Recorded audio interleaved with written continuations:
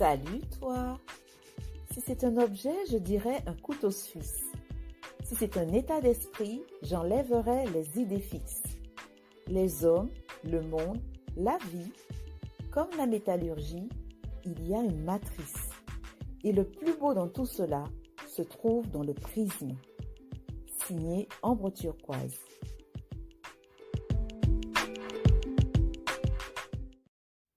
Bienvenue à toi sur Kaleidoscope and Full Life by Ambre Turquoise. Dans cet épisode, je vais te parler du multipreneuriat quand on est multipotentiel.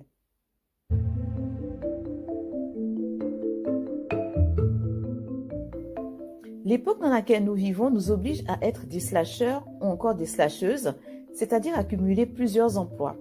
Sauf que la personne multipotentielle ne cumule pas systématiquement plusieurs emplois, et un slasher ou une slasheuse n'est pas systématiquement multipotentiel non plus. Alors, où se trouve la multipotentialité dans le multipreneuriat? Alors, je dirais qu'être multipreneur est un besoin existentiel pour la personne multipotentielle. Malheureusement, le fait d'être multipotentiel et multipreneur est souvent considéré comme une forme d'instabilité dans certaines cultures.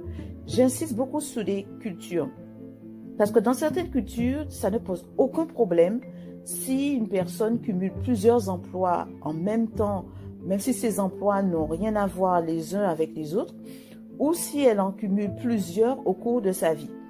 Alors que dans d'autres cultures, être multipotentiel et en plus être multipreneur est jugé comme étant, cette personne est jugée comme étant instable, donc une personne en qui on ne peut pas faire confiance, voire immature.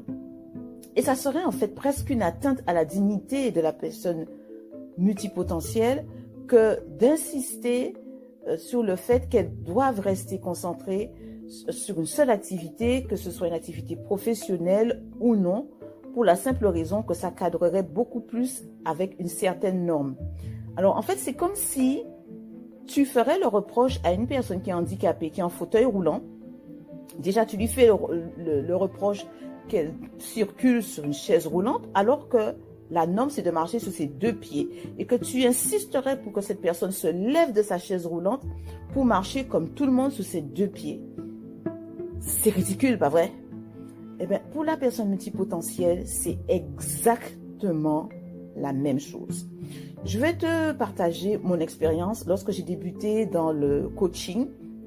Alors, j'ai eu l'occasion de contacter plusieurs coachs avec qui j'ai partagé mes projets. Et je leur parlais de mes coachings en écriture, je leur parlais de coaching dans le stylisme de mode, je parlais de coaching dans la gestion du temps et tout. Et ce qui revenait assez souvent, qui n'est pas à 100% faux, c'est que j'étais encouragée à rester focus sur une activité, l'activité de mon cœur. Et sauf que pour moi, à ce moment-là, mais il était impossible pour moi de les dissocier, quoi. Parce que toutes ces activités faisaient que j'étais moi, était le moteur de mon entrepreneuriat.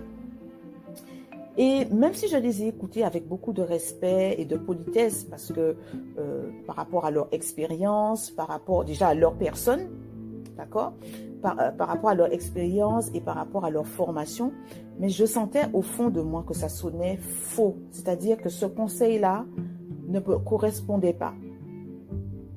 Et en fait, la leçon que j'en ai retirée, parce que maintenant le temps est passé et j'ai fait quelques réajustements dans mon travail, dans mes différentes activités, c'est qu'il est beaucoup plus sage lorsqu'on a en face de soi une personne multipotentielle qui est diagnostiquée, qui se connaît en tant que multipotentielle, et même si cette personne ne se reconnaît pas en tant que multipotentielle, mais dans ce qu'elle va dire, ça peut faire tilt dans ta tête.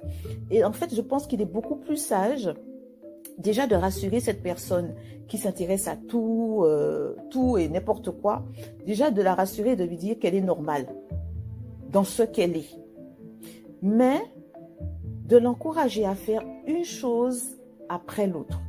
De lui dire, au lieu de commencer à tout faire en même temps, et ce qui va se passer, c'est qu'en cours de route, tu seras obligé de de faire une pause sur certaines activités et ensuite tu vas les reprendre. Ça ne veut pas dire que tu vas laisser tout d'un coup, tu vas laisser tout définitivement, mais tu vas devoir faire une pause pour pouvoir te dégager du temps, pour te perfectionner dans vraiment l'activité que tu vas sentir, qui sera ton activité de cœur. Mais de lui dire, fais une activité après l'autre. Alors tu as plein de projets, c'est très bien. Commence par choisir l'activité qui te va, qui te correspond, où tu vois que tu peux vraiment cartonner dedans, et lui donner la vision finale. Et cette vision finale, c'est qu'elle va pouvoir tout faire en même temps. C'est-à-dire, tout ce qu'elle a prévu, même si ça n'a rien à voir avec son activité de cœur, elle peut y arriver à faire tout ça en même temps, mais à condition d'aller un après l'autre. Et non pas de tout de suite la culpabiliser en lui disant non, il faut rester concentré sur une chose parce que de toutes les façons, c'est pas, tu vas trouver personne parce que être partout, c'est être nulle part. Alors, je vais pas dire que tous les coachs font cette erreur-là et je vais pas dire non plus que à chaque fois ça fragilise les autres. Et donc, pour revenir sur l'idée que le multipreneuriat est un besoin existentiel pour la personne multipotentielle, j'ajouterais en fait que pour la personne qui n'est pas multipotentielle, slasher est un devoir, mais ce n'est pas forcément un besoin. Je vais t'expliquer pourquoi. Par exemple, tu peux avoir un job qui est super bien payé et en plus, cerise sur le gâteau, ça peut être une activité que tu kiffes vraiment. Mais par rapport à l'époque qu'on vit là, il est beaucoup plus sage d'avoir 2 ou 3 emplois par prudence, parce que même si tu as un boulot super bien payé, en plus c'est le boulot de tes rêves, tu t'épanouis dedans, tu gravis les échelons, ça te permet de kiffer ta life, demain, du jour au lendemain, tu peux tout perdre. Et en fait, le fait d'avoir une deuxième activité, voire une troisième activité, te permettra d'anticiper. Eh ben, si un jour ce boulot-là, tu ne l'as plus, mais aussi ça te permettra d'avoir le train de vie que toi tu veux aussi. Bien sûr, moi je recommanderais ceux qui cumulent plusieurs emplois à veiller, à prioriser les activités pour ne pas négliger les choses les plus importantes à leurs yeux. Ok? Tandis que la personne multipotentielle, pour elle, cumuler plusieurs emplois, c'est son oxygène. C'est ce qui la complète pour qu'elle soit elle-même. Bon, je précise, ce n'est pas systématiquement le cas pour toutes les personnes multipotentielles, mais c'est très souvent le cas pour elles. Alors, si toi qui m'écoutes, tu te sens concerné par ce que je viens de dire sur le multipreneuriat et que tu ne sais pas vraiment si tu es multipotentiel, alors je te conseille de te pencher sur le sujet le plus vite possible pour que tu puisses plus facilement t'épanouir dans ton originalité. Point.